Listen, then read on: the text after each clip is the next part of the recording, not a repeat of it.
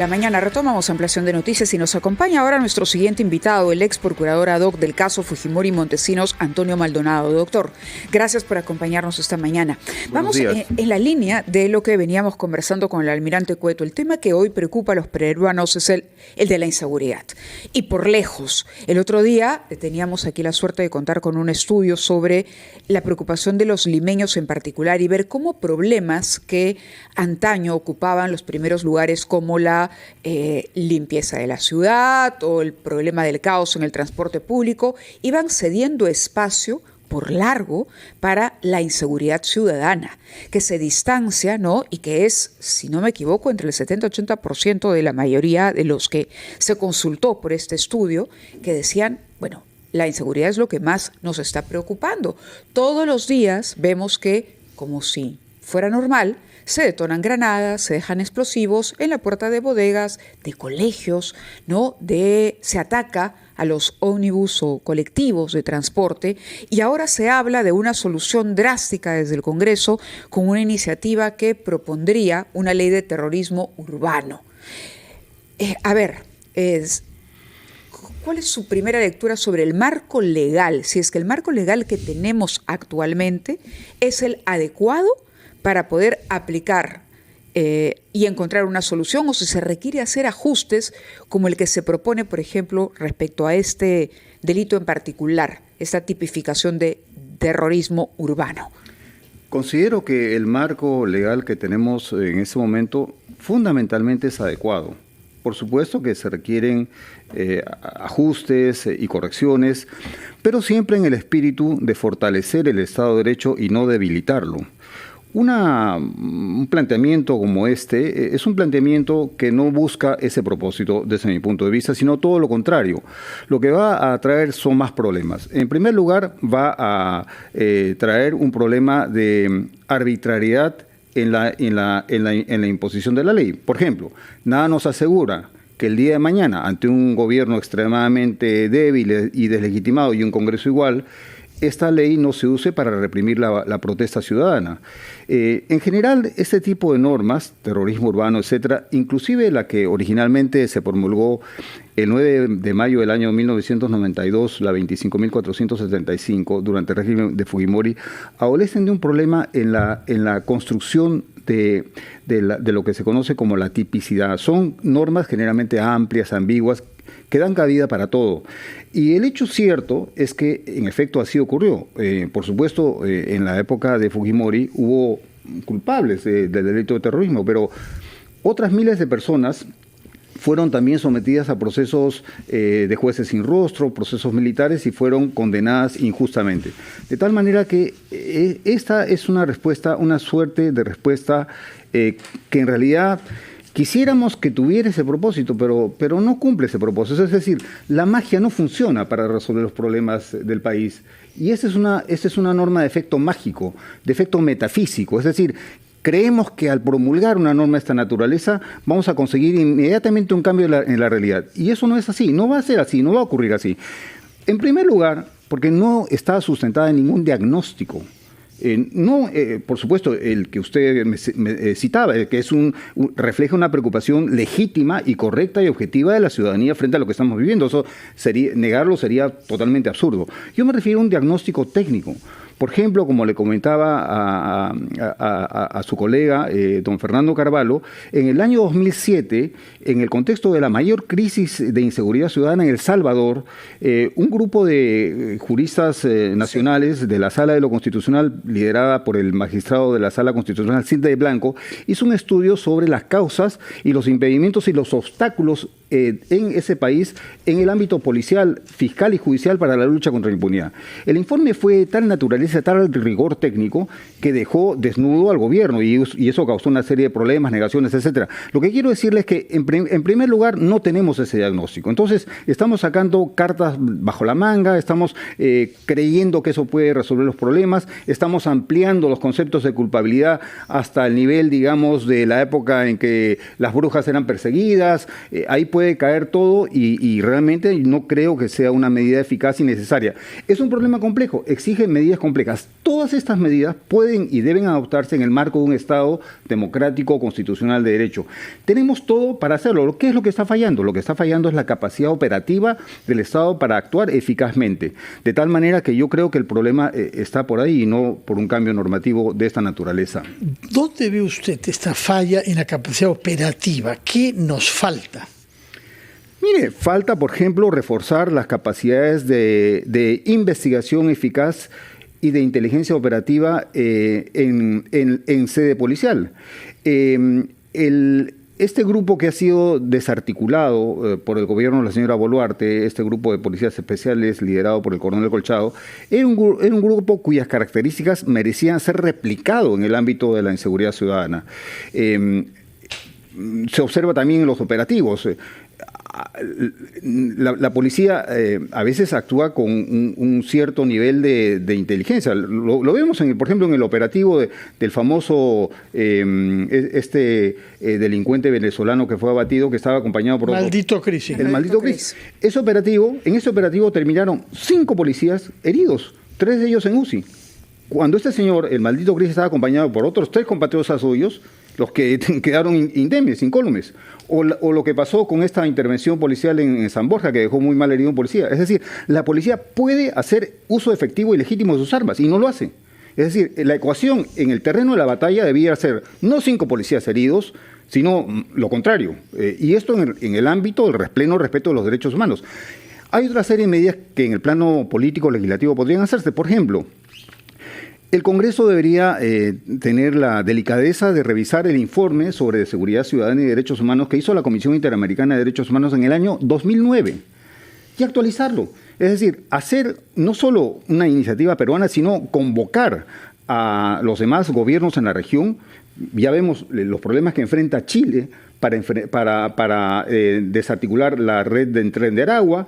Ya vemos la negativa correcta del gobierno chileno ante la pretensión venezolana de que este es el sujeto que mató al ex militar venezolano en Chile sea extraditado a Venezuela, cuando ahora, se dice que fue una orden de Diosdado Cabello. Estamos ante una situación particular de delincuencia.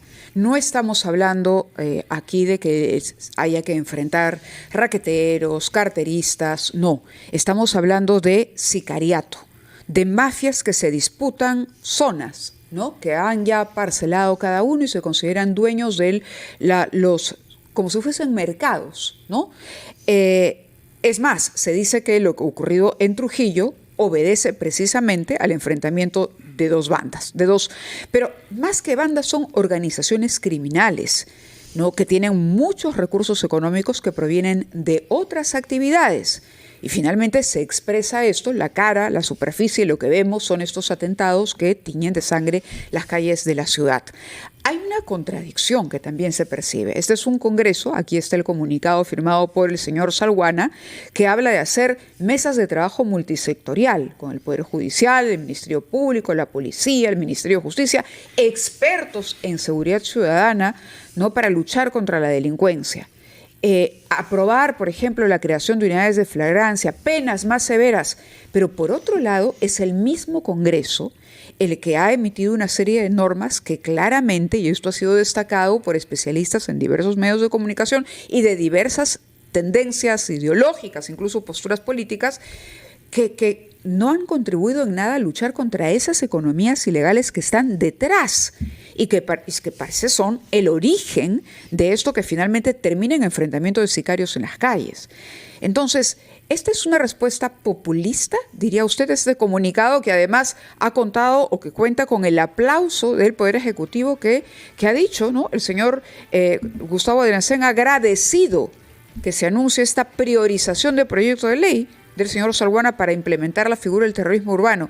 Pero, digamos, ¿cómo analiza esto? ¿Es una lectura, una respuesta populista a un momento en el que la delincuencia está desbordando y demostrando que aquí o el Congreso ha sido cómplice con algunas leyes y el Ejecutivo deficiente o ineficiente para luchar contra esa delincuencia? Le dejo la pregunta, pero creo que tenemos que cumplir primero con los anunciantes. Hacíamos una pregunta sobre esta iniciativa que ha saludado además el presidente del Consejo de Ministros, Gustavo Adrianzen, para discutir, por ejemplo, un proyecto de ley, tipificar terrorismo urbano, propuestas de penas más severas para luchar contra la delincuencia, la creación de unidades de flagrancia, mesas de trabajo multisectoriales, entre otras medidas.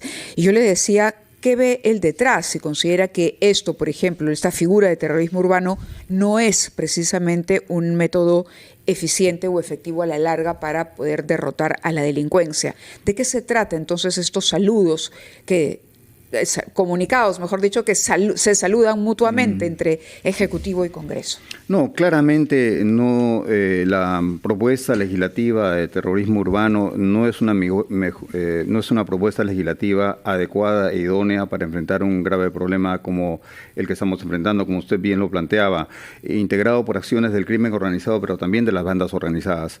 En el caso de Trujillo, por ejemplo, yo no asignaría como primera prioridad de entender el problema a dos actores criminales que se disputan el poder. Eso más o menos ocurre en El Salvador, en varios municipios. ¿No considera usted esa hipótesis válida? No la considero válida. Le decía que eso más o menos ocurre no en El Salvador, pero en Ecuador, y esto lo ha analizado muy bien Inside Crime, en una reciente análisis sobre el municipio de Durán, donde no solo hay un actor criminal, hay varios actores que se disputan.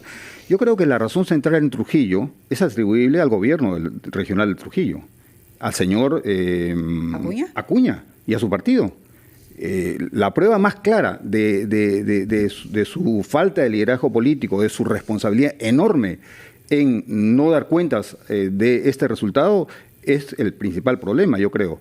Mire, se aplican desde mi punto de vista los mismos axiomas que un campo de batalla, es decir, el campo vencedor no es el que tiene la mayor fuerza militar, sino el que tiene menos debilidades internas. Eso pasa en Ucrania con Rusia, y está demostrado así, y también en el ámbito de la delincuencia. De tal manera que yo creo que acá hay una gran responsabilidad de los partidos políticos como este que preside el señor Acuña, los que cogobiernan en el Perú, los que están en el Congreso en forma mayoritaria, y por supuesto hay una respuesta complaciente, un intercambio de favores entre el Congreso y el Ejecutivo, porque se requieren, hay una dinámica, hay una sinergia de mantenerse en el poder. Lo dice muy bien. ¿Qué desempeñan esas economías ilegales que estarían detrás de algunos actos violentos? Yo creo que hoy día más que nunca lo hemos visto. Hemos visto casi la mitad del Perú y Lima capturada por la minería ilegal. Escalones enteros con uniformes, etcétera. ¿Quién paga todo eso? La economía informal. Escalones enteros con uniformes, explíqueme, por favor. Sí, lo hemos visto, es decir, escalones enteros de mineros ilegales, todos vestidos, uniformados, con lemas, con una organización impresionante, casi pseudo paramilitar. Yo no diría que era paramilitar porque le faltaron las armas, pero prácticamente llevaban un equipamiento similar a escalones organizados. Yo lo he visto eso en la historia de Italia, en el fascismo, etcétera. De tal manera que en este momento el país está controlado por esas organizaciones y el Congreso está sometido a esas organizaciones. Respecto del Congreso, hay un artículo en el Expreso de hoy del señor Luis Lamas Pucho, que es un abogado penalista destacado y que nadie puede asociar con los caviares ni con una sensibilidad de ese tipo, donde él pone como título: leyes mal hechas hunden al Perú, leyes mal hechas.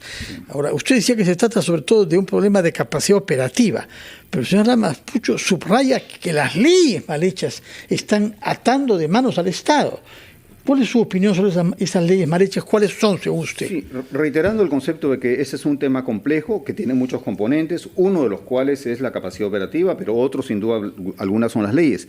Y antes de haberlo expresado el colega Lamas Pucho, lo expresó la propia fiscal de la Nación, en el comunicado donde señala o identifica las 6 leyes que amenazan a la función fiscal. Una de ellas es la ley contra el crimen organizado. Cualquier análisis de la ley... ¿Cuáles son las otras leyes? Bueno, las otras son, bueno, este es un despropósito mayúsculo, la 32.107, sobre crímenes de lesa humanidad, que establece criterios legislativos internos que contradicen absolutamente toda la práctica, costumbre y doctrina internacional en la materia, la ley sobre colaboración eficaz, recorte de plazos de prescripción, sanciones a jueces y fiscales y la eliminación de la detención preliminar. Es lo que ha hecho la fiscal de la Nación. Sin duda alguna que estamos en una situación mucho más compleja que solamente, que ya siendo bastante, digamos, un escenario donde existan ese tipo de leyes y las que menciona el colega Lamas Puccio. Hay una situación, desde mi punto de vista, muy parecida a la que identificó la Corte Constitucional de Colombia, referida al concepto de estado de cosas inconstitucional. Yo creo que eso es lo que está pasando en el Perú. Hay un problema de una legislación contraria al Estado de Derecho, y esto también ha sido estudiado por Santiago. Pero usted dijo algo más, dijo, tenemos un Congreso sometido a esas economías ilegales. Desde mi punto de vista, claramente que sí. Y por supuesto, no hemos visto lo peor de ese sometimiento. Lo peor de ese sometimiento está en un espejo que se llama Ecuador, Haití, Venezuela, etcétera. Mire, cuando le digo que el tema, haciendo una suerte de paréntesis, es complejo, la forma de derrotar al Tren de Aragua es derrotando al régimen del señor Maduro, que lo protege. Es decir, no hay una solución fácil acá, pero no hay una solución nacional, hay una solución regional, y eso es lo que no se está ensayando. ¿Pero qué se puede hacer regionalmente contra el régimen venezolano? Vamos a se lo pregunto tanto más que el miércoles viene al Perú el señor Edmundo González Urrutia y nos dirá algo, pero ¿qué es lo que se puede hacer? Si usted dice que el gobierno de Maduro, que tiene para 6 años más, protege al Tren de Aragua, que ha sido declarado por Estados Unidos hace 2 días como organización terrorista internacional. Sí, bueno, y primero identificar claramente el problema. Es decir que el Tren de Aragua es una entidad criminal que existe autónomamente es incorrecto. Mientras subsista el régimen del señor Maduro, va a subsistir el Tren de Aragua y otras organizaciones criminales. Y acá hay que aplicar el método cartesiano, es decir, tenemos un problema que tiene muchos componentes. Bueno, hay que dividir el problema en sus varios componentes y empezar a atacar uno por uno. En el Perú hemos sido absolutamente permisivos, ya que decirlo claramente, con el ingreso del lumpen venezolano y el lumpen colombiano. Eso hay que pararlo. Bueno, por supuesto que hay que decir por qué pasó esta situación. Yo recuerdo que eso pasó en el régimen del señor Kuczynski en adelante, pero eso no puede ser sostenido. Acá tienen que aplicarse restricciones severas al ingreso de este tipo de personajes. Se trata de hacer, pero nuestras fronteras no ayuda mucho, ¿eh? Bueno, pero hay que empezar por algún lado. Y acá, por ejemplo, en la migración, funcionarios de migración se han identificado funcionarios sumamente corruptos, aliados a este tipo de movimientos que desnaturalizan la legítima migración que por supuesto está protegida por estándares de derechos humanos. De tal manera que acá hay una serie yo creo, de medidas que se pueden hacer perfectamente en pleno respeto del Estado de Derecho, sin vulnerar los derechos humanos, pero con dureza. Hay que actuar con dureza, pero yo creo en respeto pleno de los derechos humanos. Muy bien, Antonio Maldonado, ex procurador anticorrupción en la época del gobierno de Fujimori y Montesinos, abogado, consultor de organizaciones internacionales. Muchas gracias por su presencia y sus explicaciones.